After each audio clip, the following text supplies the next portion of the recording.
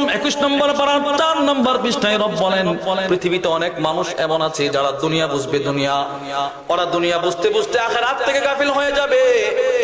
ওই রকম একটা লোক হচ্ছে সেই যে আল্লাহর রাসূল তারে বলছে, তুমি এই একটা খেজুর গাছ দিয়ে দাও, জান্নাতের একটা খেজুর গাছের মালিক তোমারে বানায় দিব।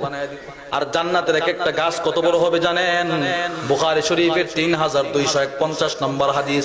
হাদিসের বর্ণনাকারী হযরত আনাস বলেন, ইন্না ফিল জান্নাতি লাশাজারাতান, জান্নাতের এক একটা গাছ কত বড় হবে, ওয়া ইয়াসিরুর রাকিবু ফি জিল্লিহা মিয়াতা আম লা ইয়াকতাউহা।